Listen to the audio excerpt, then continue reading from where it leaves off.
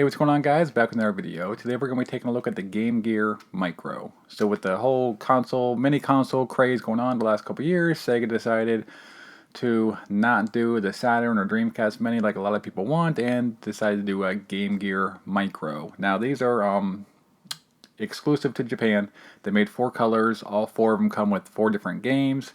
Like I said, they're exclusive Japanese. There's no translation, so some of these games are RPGs and stuff like that, and they're pretty unplayable. I picked out the blue one. I got it off of Amazon Japan with shipping and everything. I did not pre-order this. It actually came out. I think it came out a week or two ago, and I decided to go ahead and just grab one to check it out. I was not too excited about these, but I'm pretty huge Sega fan, so I just kind of wanted one more or less for not the like a novelty more than anything else. But with shipping from Japan, I want to say Amazon Japan, it came to around $60, and it only took like 3-4 days to get here. So I got here pretty quick. So I'm sure they must have them in stock in the U.S. and they're just buying them off of the Amazon Japan website. But let's go ahead and get into it, and I'll tell you what I think. All right, let's go ahead and just take a look at the packaging, and you can see here on the front it just says it's very, very, very Japanese. It's you got 4 games included.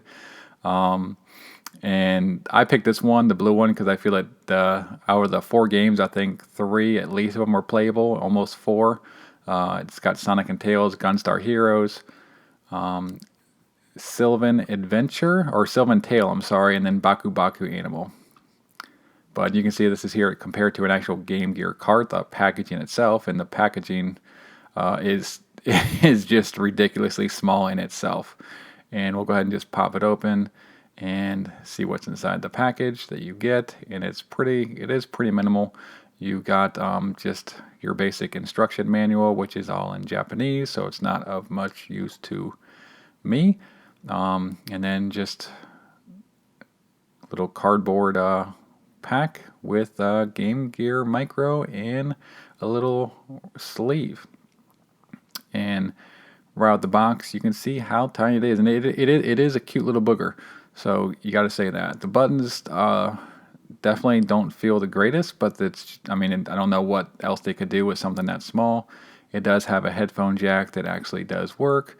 It also has like a little micro USB that you can actually use to power it on. So it takes AAA batteries, but you can play it kind of like almost like the original Game Gear. You could use like the AC adapter to use it without the batteries. You could do the same thing here. And here it is just next to the Game Gear cartridge itself, but there is no lithium battery, so you cannot charge it and play. You can just plug it and play. And here it is compared to just a standard original Game Gear, and you can see how micro it is in comparison. Very, very cute. But like I said, here on the back, you just have it takes 2 AAA batteries, and after you just plug those suckers in, then you're pretty much ready to go off and play. So like I said, you can plug and play, but there's no lithium battery, so you cannot charge it and play on the go. If you're playing on the go, you got to use those 2 AAA batteries. And once it gets going, you have like your little options menu, and you got your volume that up here that adjusts and it works pretty well. And the sound on it is not too bad. I mean, it works okay. I don't think it sounds horribly. I mean, it's this thing. The emulation was done by M2, and M2 does really good quality work as far as emulation of Sega content. But the menu option is nothing you can really see. It's in Japanese. You cannot turn it to English or anything like that. But once you get it fired up, you obviously get your nice little Sega, and that's pretty sweet. And the game, I mean, they made I know if you bought like the 4-pack bundle, the black, blue, yellow, and red, then you could get that little I think micro adapter to it that kind of like you can look in, and kind of like how they used to have on the original Game Gear, to where you could use like kind of like a scope that would kind of like almost like a magnifying glass to help you see the screen. I don't think that I would ever use it. It's not that and the thing is I'm plan on spending very little time playing this. It is very cool that you can just turn it on and play it. And actually, like as bad as the buttons, kind of feel like where they feel really stiff, they are very responsive. So once you get in and actually start playing a game like Sonic or Gunstar Hero, I think the black one has Sonic 1 and Outrun. I mean, you can see what you need to see. Now, the problem is when you need to start seeing text, which the text is actually in Japanese anyway. So unless you can read Japanese, then it's not going to do you much good. But we'll switch over to Gunstar Heroes now, and this one I wanted to get because Gunstar Heroes is it's a Japanese exclusive on the Game Gear anyway, so there's never a North American release for this. And Gunstar Heroes just in general is just a fantastic Sega game.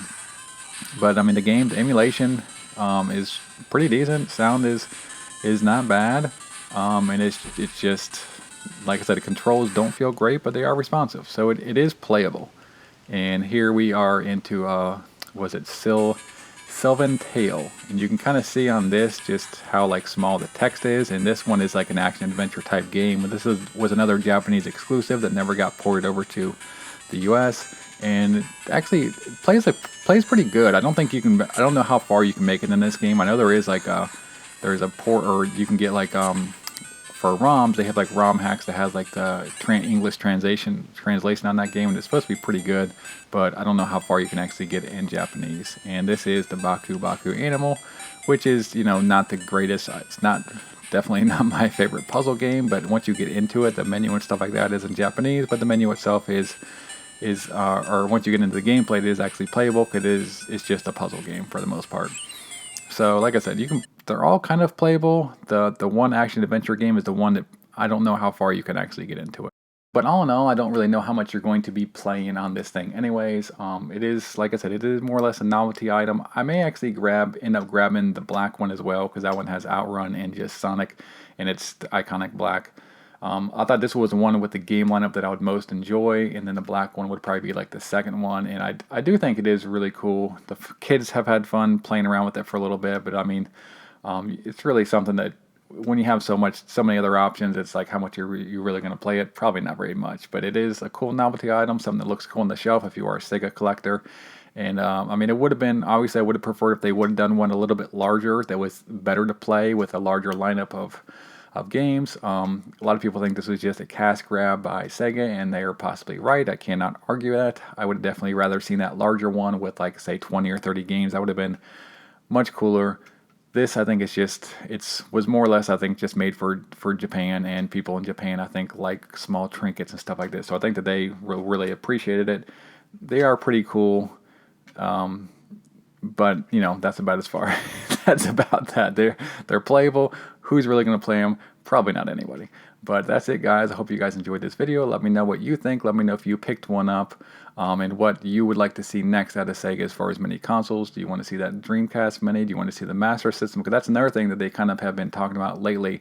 I think they've confirmed they're going to do either a Master System or Dreamcast, and they've kind of teased at it. So we'll see which route they go, and tell me which one you would rather see, that Master System or the Dreamcast Mini. But I will see you guys in the next video. Later.